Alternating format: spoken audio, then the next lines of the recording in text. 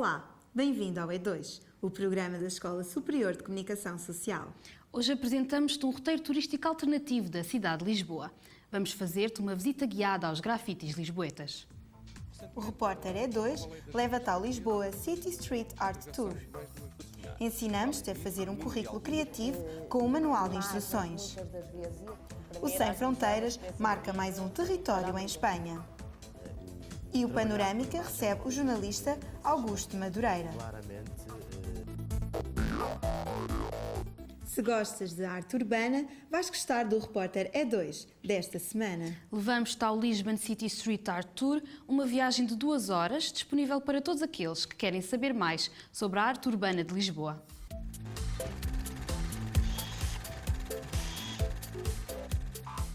Hoje o repórter E2 vem mostrar-te a arte que está espalhada pelas ruas de Lisboa.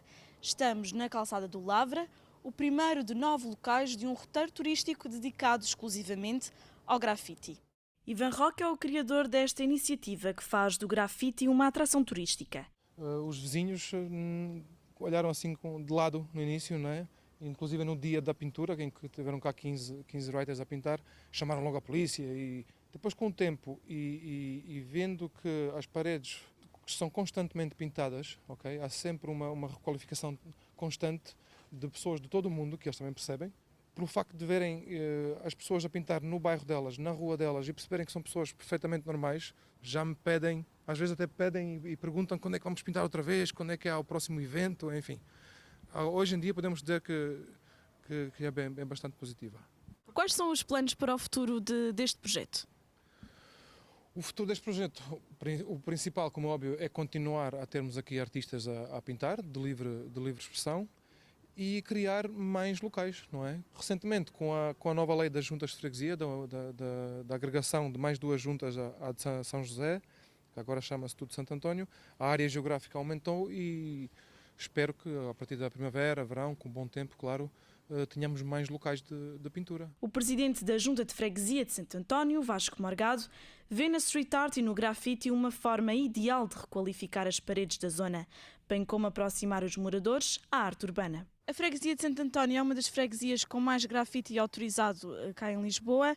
Qual é a importância e o impacto que esta arte tem na vida das pessoas? Não é só a importância da arte, mas também a importância do povoar o espaço público.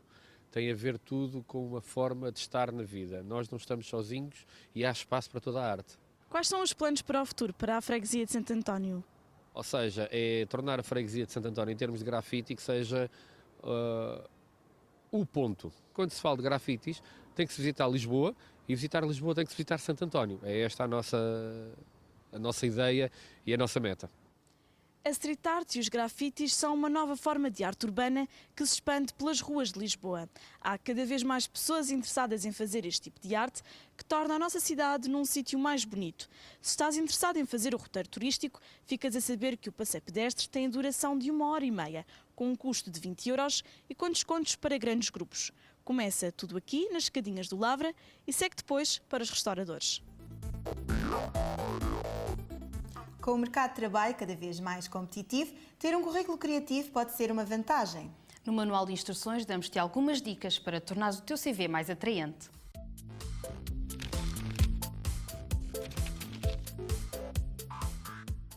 Olá, bem-vindo a mais um manual de instruções. Esta semana vamos dar-te algumas dicas sobre como construir um currículo original. Para isso, contamos com a presença de alguém que trabalha na área da criatividade há cerca de 10 anos. Boa tarde, eu chamo-me Sandra Miranda, trabalho na Escola Superior de Comunicação Social há 16 anos, sou diretora do mestrado há 2 anos em Publicidade e Marketing e leciono as disciplinas de Criatividade nas Organizações, Comportamento Organizacional e Comportamento do Consumidor. Hoje vamos precisar, acima de tudo, de capacidade para sonhar. Para além disso, o domínio de algumas ferramentas informáticas e um pensamento divergente podem ser uma mais-valia na hora de construir um currículo criativo. Mas antes de mais, o que é afinal isto da criatividade? Bem, em termos académicos, a definição de criatividade não há uma definição consensual, mas simplificando, há aqui 2 aspectos fundamentais em termos da definição de criatividade. Por um lado, a capacidade de produzir ideias novas, diferentes daquilo que já existe, isto é exatamente a capacidade de produzir pensamento divergente, E para além disso, não basta ter ideias novas, é preciso que essas ideias tenham relevância social. Este é um aspecto fundamental da criatividade, ou seja, é preciso que sirvam a alguém, que estas novas ideias sirvam a alguém. Daí a grande mais-valia da criatividade e da inovação. Bem, em primeiro lugar, eu devo dizer que não existe uma fórmula mágica para fazer um currículo único, para surpreender. É fundamental, em primeiro lugar, que quando nós vamos fazer um currículo, nós saibamos, em primeiro lugar, perceber qual é o contexto organizacional, ou seja, para onde é que nós estamos a enviar o currículo, para quem é o empregador, perceber as suas especificidades. Imagine que é um ambiente de trabalho ou uma organização excessivamente estruturada, excessivamente burocratizada. Portanto, é possível que, se enviarmos com ideias muito diferentes daquilo que é o contexto organizacional e a cultura organizacional, é possível que ele não seja bem recebido. Para além disso, para além de estudarmos o ambiente organizacional, é fundamental que nós consigamos também perceber a especificidade da função. Se forem funções que, pela sua descrição, também exigem um trabalho muito criativo, quanto mais criativo e divergente for o pensamento, melhor é. Mas digamos que, se for esse o caso, em primeiro lugar, pensar no tema, na ideia, naquilo que queremos apresentar. E hoje em dia, como está muito em voga a ideia do storytelling, eu penso que a mais-valia de um currículo criativo é a pessoa ser capaz de contar a sua história, portanto, do princípio ao fim, sem ser maçador.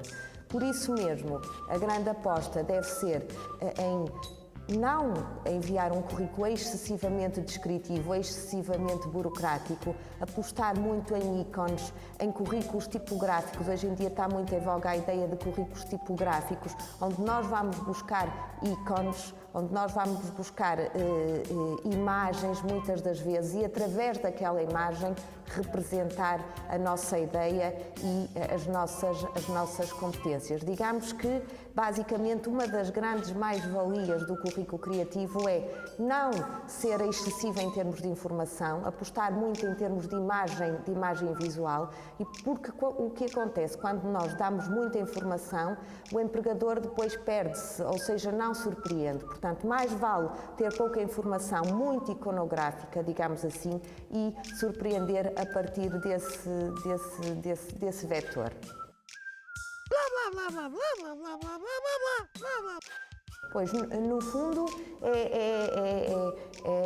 e remetendo-me um bocadinho àquilo que eu acabei de dizer, claro, nós temos sempre que ser capazes de estudar o contexto organizacional, de perceber, em primeiro lugar, a especificidade do contexto e da descrição da tarefa à qual nós nos estamos a candidatar, e, em função disso, nós ajustarmos. Portanto, se for, de facto, um contexto excessivamente burocratizado, nós também podemos surpreender aí, mas se calhar com ideias mais orientadas para essa estrutura mais burocratizada. Se for um contexto mais criativo, onde se respira mais o pensamento divergente, a inovação, a produção de novas ideias, obviamente que devemos ir mais por aí e procurar surpreender mais, ser mais, digamos assim, trabalhar mais o pensamento divergente nesse domínio.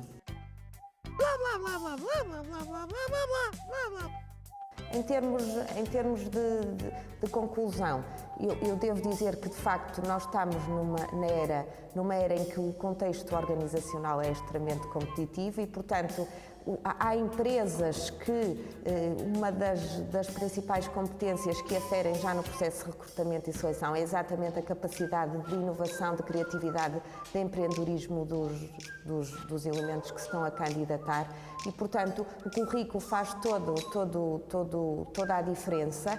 As empresas recebem hoje em dia milhares, centenas de currículos e, portanto, a aposta num currículo diferente, que surpreenda imediatamente, que seja simples, que seja objetivo, eu costumo recomendar que, se for possível, hoje em dia as empresas já recebem em formato digital, que procurem surpreender aí, mesmo em termos da carta de motivação, e que sejam objetivos simples e que apostem muito em imagens e e se puderem surpreender através da capacidade de inovação em termos do design, digamos assim, e em termos informáticos, a mais-valia passa muito por aí.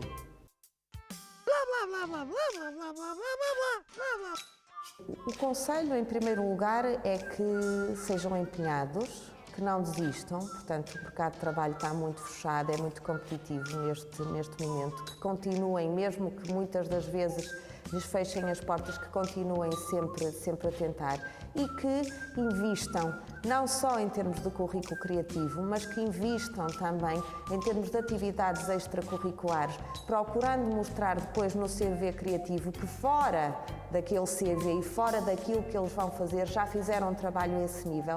Por exemplo, a capacidade de serem empreendedores, de criarem coisas, de terem novas ideias, de candidatarem-se a bolsas de novas ideias é fundamental hoje em dia para depois fazerem a diferença em contexto organizacional.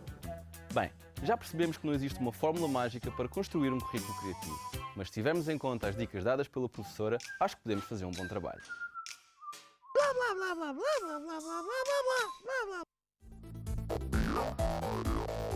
A língua, os preços e a proximidade acabam por ter um grande peso na escolha do destino de Erasmus. Não é por acaso que Espanha é o país de eleição dos estudantes portugueses.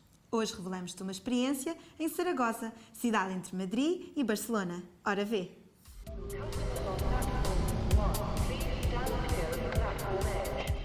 Olá, eu sou a Filipa Costa, sou ex-aluna de Audiovisual e Multimédia e estive a fazer Erasmus em Saragossa, em Espanha.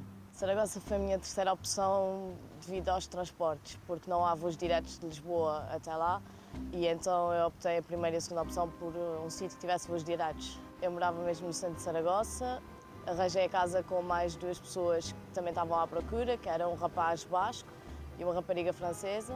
Nós lá tivemos apoio à procura do apartamento das pessoas da universidade. Foi relativamente fácil, eu cá demorei mais tempo a arranjar um apartamento do que lá. Lá foi a segunda opção.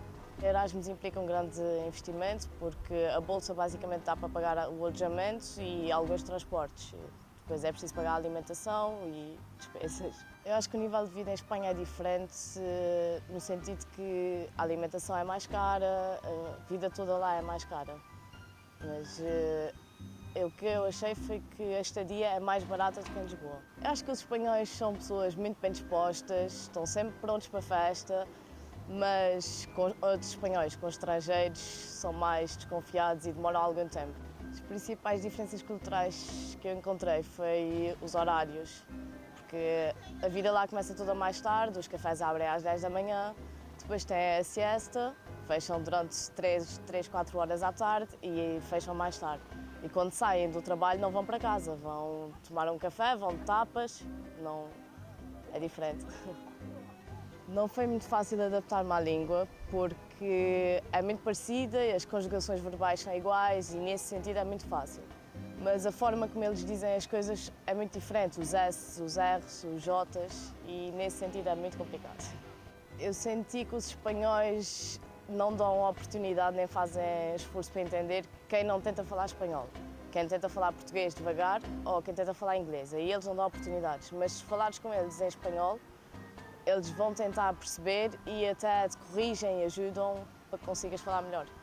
Encontrei algumas diferenças na forma de lecionar, mas também porque a universidade que eu fui é privada e acho que isso também ajuda, mas as aulas são todas dadas através de computador, é tudo feito através de computador, não há papéis, não há nada e os professores e os alunos tratam-se mutuamente por tu, não há o você, o senhor, a senhora, é muito mais amigável. Em Espanha experimentei as tapas e experimentei as tortilhas de batata, porque eles usam tortilha de batata para tudo, para pequeno almoço, para jantar, sun's, tudo. Em Saragossa destaca a Basílica de Pilar, que acho que é a imagem de Saragossa, e o Grande Parque, que é um jardim enorme com muitos monumentos e árvores e é lindíssimo, e a rua, que é Calle del Coso, tudo vai para lá. Desde o primeiro dia que eu estive lá até o último dia, tudo vai para aquela rua. A coisa mais engraçada que eu encontrei na universidade foi os professores utilizavam-me como meio de tradução. Eu andava sempre com uma turca e a turca não sabia falar espanhol, e os professores não sabiam falar inglês, e então eu estava no meio deles, sempre que eles precisavam de comunicar uns com os outros, eu estava no meio Ela falava-me inglês, eu traduzia para espanhol, os professores respondiam-me em espanhol e eu traduzia para inglês. Eu escolhi a zona dos Mosteiros de Jerónimos, porque acho que é o que temos de cá mais parecido com a Basílica de Pilar, e uma vez que é a imagem de Saragossa, acho que fazia todo sentido. A quem está a pensar fazer Erasmus, eu aconselho a ir mesmo, porque acho que vale a pena, é incrível e é uma oportunidade para nos conhecermos a nós próprios e para enfrentarmos tudo aquilo que nunca pensamos enfrentar e é espetacular. E para mim, Erasmus é uma experiência de vida e para a vida. Esta semana convidámos uma das caras do telejornal, o também compositor de música Augusto Madureira. O jornalista aceitou o convite do E2 e sentou-se à conversa para mais um Panorâmica.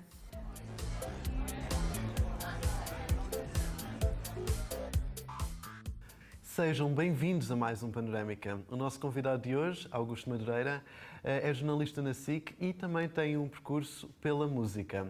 Olá, Augusto, Olá. Seja bem-vindo e, antes de mais, obrigado por ter aceito o nosso convite. Eu é que agradeço. O Augusto já trabalhou tanto em rádio como em televisão. Qual é que é a sua área de preferência? Claramente a televisão. Eu comecei por trabalhar em televisão, fiz rádio, estive na RFM na altura em que estava também na RTP e antes mesmo da SIC abrir e de ser convidado para ir para a SIC, percebi claramente que a manipulação da imagem, a manipulação no bom sentido, o trabalhar com a imagem é uma coisa que me fascina. Portanto, claramente, até pelos anos que tenho de profissão muito mais ligados à televisão, mas é o meu meio mais confortável, de facto. Atualmente atravessamos uma grande crise no país, mas também uma crise na área dos meios de comunicação social. Como é que vê o jornalismo português? Essa pergunta é muito complicada, podemos ficar aqui muito tempo a falar sobre ela. Não, eu acho que o jornalismo atravessa, enfim, é um bocadinho o espelho do país, não é? E, portanto, numa fase de grande contenção e austeridade, é óbvio que as empresas de comunicação social também acabaram por ter que, algumas até por antecipação, ter que embarcar nesse rumo, não é? Ora, a contenção orçamental significa muitas vezes menos investimento em meios, em viagens, em deslocações ao estrangeiro, por exemplo, e portanto acho que o jornalismo hoje, genericamente, nas televisões, nas rádios e também na imprensa escrita, se ressente muito disso, não é? Acaba por ser um jornalismo mais à secretária e menos no terreno, porque justamente tem que se pensar muito bem antes de se decidir onde é que se gasta o dinheiro, não é? Porque, acima de tudo, são empresas Sim, que há gerem... que gerir mais, não é? Até na televisão pública, não é? Há que gerir, ou sobretudo, diria, há que gerir mais, porque os meios são escassos, não é? Em 1997 esteve em Luanda, onde encontrou a Princesa Diana. Como é que foi este encontro com a Princesa do Povo, no ano em que depois viria a morrer? Não, eu fui propriamente fazer a cobertura da deslocação da Princesa Diana a Angola, na altura, numa campanha relacionada com as minas antipessoal. Está a ver, é um bom exemplo de uma coisa que eu duvido que agora alguma televisão mandasse uma equipa de enviados para fazer, pegando na questão anterior. Portanto, encontrei-me em circunstância absoluta de trabalho.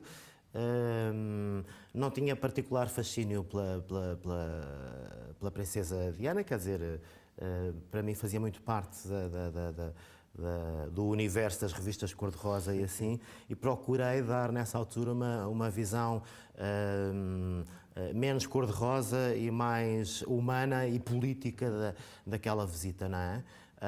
E foi interessante perceber que, enfim, estava o mundo de imprensa em Luanda a fazer a cobertura dessa deslocação. Foi muito interessante perceber que a Princesa Diana conhecia praticamente todos os repórteres fotográficos, todos os repórteres de imagem, portanto, cultivava muito essa relação com a imprensa, ao ponto de, tendo visto duas pessoas que nunca lhe tinham passado pela frente, que era eu e o repórter de imagem, a dada altura, ela própria, sem mandar ninguém, vir perguntar-nos quem éramos e de onde éramos, não é? Porque dominava de facto muito cada ângulo em que era captada, não é? E esse encontro foi assim, foi um encontro de poucos minutos, mas em que eu percebi que nada lhe escapava do ponto de vista comunicacional. Portanto, daí somos também uma das grandes figuras mediáticas do século passado.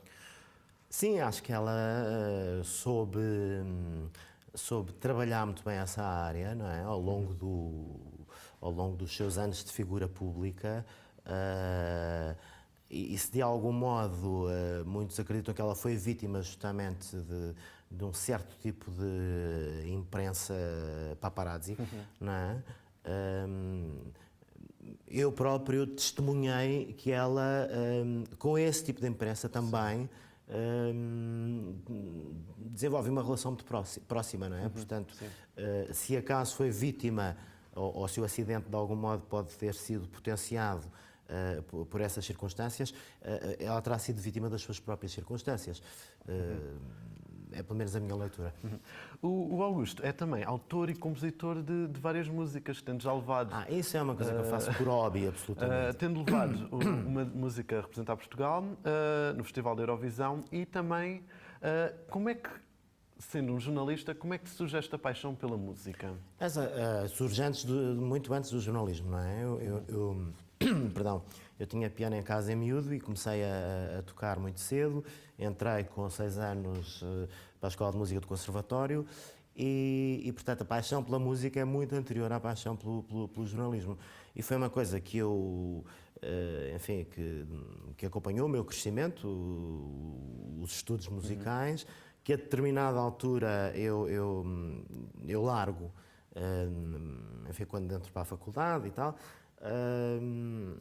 E depois comecei cedo a compor também. E portanto, essa conciliação, quando me fazem essa pergunta, não sei muito bem o que é que eu hei de responder, porque a música acompanha-me desde sempre.